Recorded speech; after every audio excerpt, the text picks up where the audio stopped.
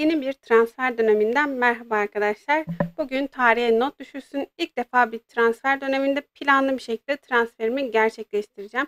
Şimdi ittifakımdan çıktım ve davet aldığım eyalete gideceğim arkadaşlar. Burada tabii bizim açmadığımız sandık ödüllerimizi bize veriyor sistem. Evet arkadaşlar, şimdi ben ne yaptım derseniz 491 en sınırdı bizim için.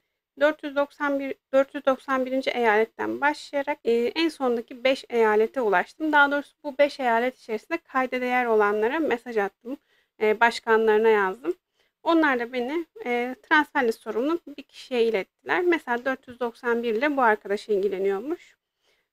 Bir diğer ilgilenen kişi 487 idi. O da gene bir arkadaşı yönlendirmişti. 491, 488 ve 487. eyaletlere mesaj atmıştım.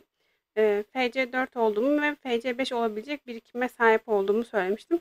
SVS için sakladığımı söylemiştim. Bu da sizin eyaletler arası transferde artı yazan bir şeylerden biri arkadaşlar. Yani SVS için birikiminiz olduğunu söylerseniz bu davet almanızı oldukça kolaylaştıracak bir durum olur. Evet, şurada gördüğünüz gibi davetimiz mevcut. Ama bu daveti kabul etmeden önce son olarak yapmam gereken neler var onları kontrol edeceğim arkadaşlar. Çünkü bu tundura macerası sıfırlanıyor. Yani sıfırlanıyordan kastım tam ne ben de bilmiyorum açıkçası. Orada açıklama kısmında bir şeyler yazmışlar ama tam net olarak transfer olduğumda anlayacağım. Mesela bu zarlar kaybolacak diye düşünüyorum. Sonra elde ettiğimiz bu paralar, mesela 600 macera parası elde ettik. Bence bunlar da sıfırlanacak. Hatta galiba kaynağa dönüşecek gibi bir şey yazıyordu.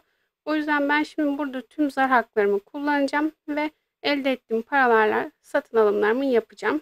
Eğer öbür tarafta sıfırdan başlarsa ne ala, veya bilmiyorum nasıl başlayacak. Hep beraber sizle beraber ben de göreceğim arkadaşlar.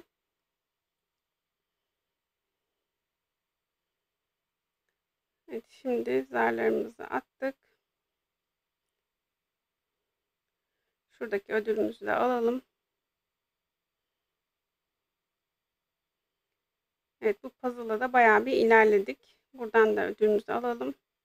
Aslında şunları tamamlasam mıydım ama uğraşamam şimdi ya. Davet attılar. Benim gelmemi bekliyorlar çünkü.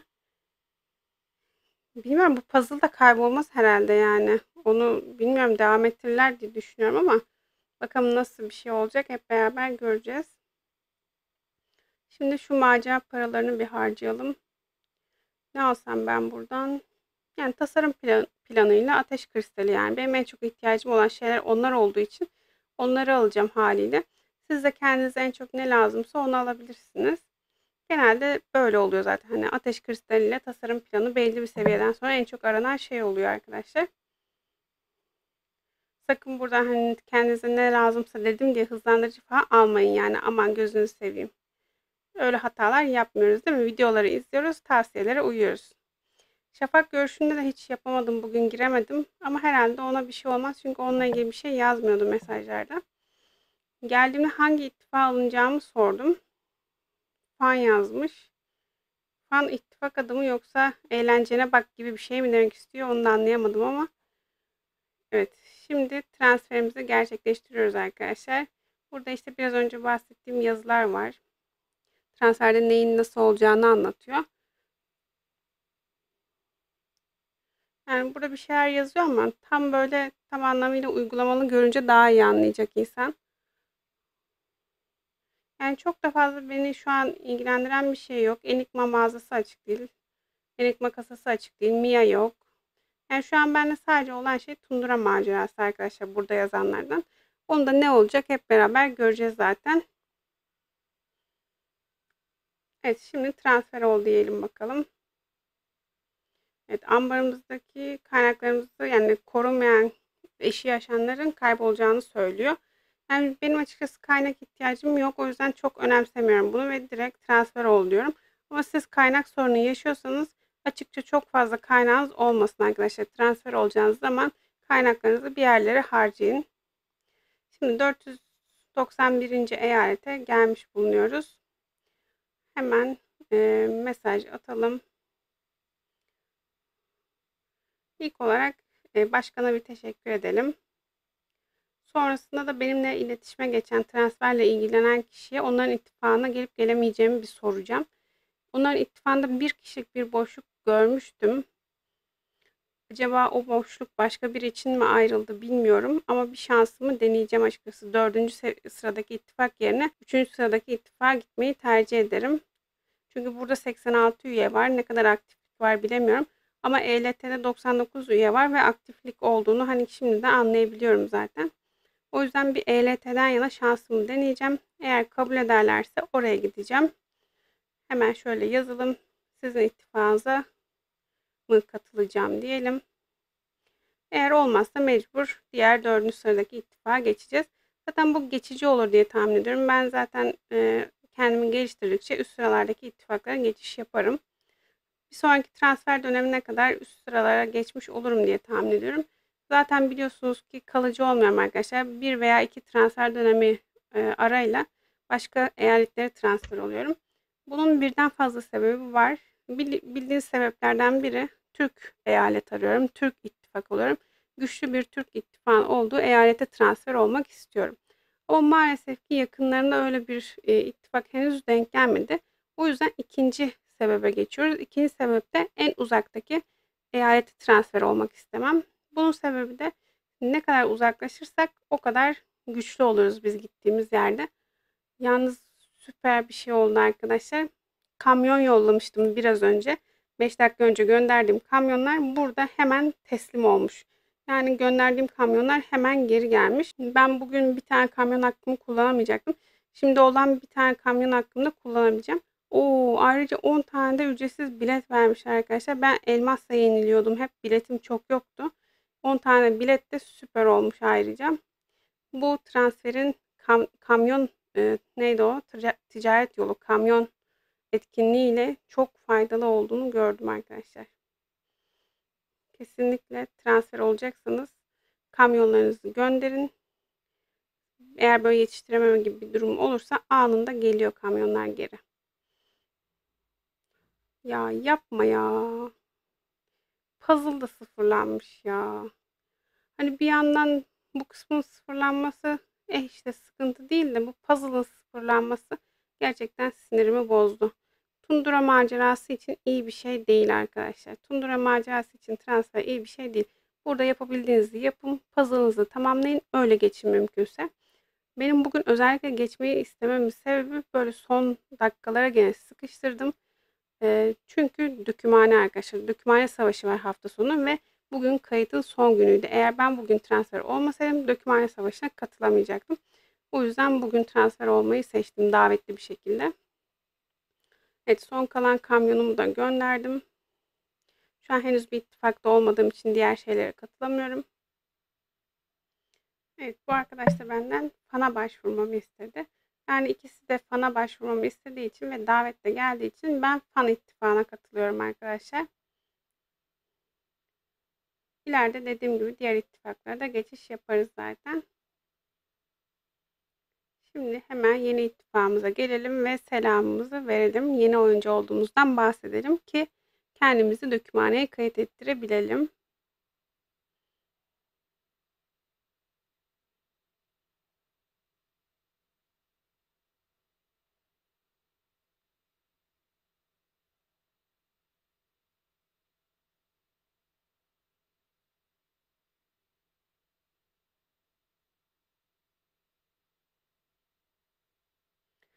Evet, şimdi ilk iş olarak gidip dökümhaneye bakacağım. Bakalım birinci lejyon saat kaçta, ikinci lejyon saat kaçta olacak. Ona göre hangi lejyona kayıt olmak istediğimi bildireyim. Umarım henüz daha hazırlanmamış hali budur. Yani bu gördüğüm tablo gözümü korkuttu açıkçası. 15 katılımcı diyor. Birinci lejyonda da 23 katılımcı diyor. Yani gerçekten şu an böyle bir kötü hissettim kendimi. Buradan pek bir hayırlı bir şey çıkmayacak gibi. Biz birinci lejyona yedek olarak girelim en iyisi. Saat olarak da o bana daha çok uyuyor zaten. Hem de daha kalabalık. Belki kazanma ihtimalimiz olur bir ihtimal. Ama açıkçası pek ümit verici görünmüyor şu anki tablo arkadaşlar. Evet, Dökümhane Savaşı için 1. Lejyon yedeklerine eklenebilir miyim dedim. Bana bir konum attılar. Muhtemelen şuraya ışınlanmamı isteyecekler. Vay, konum da konummuş yani. Ayının 2. sırası. Bak, bunu sevdim işte.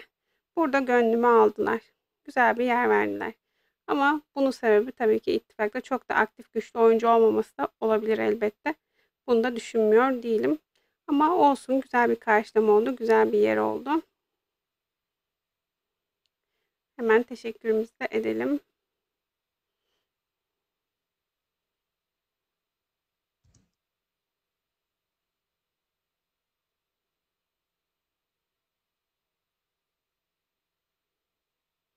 Evet, şimdi bakalım dökümhaneye bize eklemişler mi? Evet, bakalım. Yedek yok. Ya yedek dedik ya. Yedek dedik, gitmiş nereye koymuş? Ana kadroya koymuş. Ya bunlar dökümhane taktiğini de bilmiyorlar ya. Full yedekleri boş bırakıp ana kadroyu doldurmuşlar güçlü güçlü oyuncularla. Bir de güçlü rakip gelecek. Oh, çok güzel valla. Biz bu dökümhanede ne yapacağız hiç bilmiyorum. Gerçekten bindik bir alamete, gidiyor muyuz kıyamete? İndik bir alamete, gidiyoruz kıyamete. Evet, oyunu bilmeyen bir ittifa geldim. Güçsüz bir ittifa geldim. Aktif oyuncusu az bir ittifa geldim. Ama güzel bir eyalete geldim arkadaşlar. Güzel bir eyalete geldiğim için kendimi gösterdiğim anda ilk 3 ittifaktan birine girerim diye düşünüyorum. Şu an için her şey yolunda diyebilirim. Sizlere davetli transferin nasıl olduğunu gösterdim arkadaşlar. Bu ikinci aşamanın son saatlerinde, yani davetli transfer aşamasının son saatlerinde davetimi aldım ve transferimi gerçekleştirdim. Şimdi bunun öncesindeki ittifak eyalet arayışımı nasıl yaptım? Gelin onu göstereyim sizlere. O kısmı kayda almamıştım. O yüzden o kısmı da bir özet geçeyim. Nelere dikkat ettim, nasıl bir yol izledim onu da görmüş olursunuz. Şimdi buradan eyalet listesine geliyoruz arkadaşlar. Ve taktiğimiz gereği en sondaki eyalete gidiyoruz. Yani 491'e kadar iniyoruz listede. Evet, 491'e geldikten sonra arkadaşlar, şu an o işaret kaybolmuş tabii. Biraz önce vardı. Şöyle bir kupa işareti oluyor. Yani siz o eyaletin durumunu bu kupa işaretinden görüntüleyebiliyorsunuz. İttifak gücünü, hangi ittifakların ne kadar başarılı olduğunu, kaç tane SVS kazandıklarını buradan görebiliyorsunuz arkadaşlar. 491. eyalet 6 tane SVS kazanmıştı. Yani ortalama 5-6 civarı bir SVS galibiyeti en az bekliyoruz hedeflerimiz arasında. 490 fena değildi açıkçası.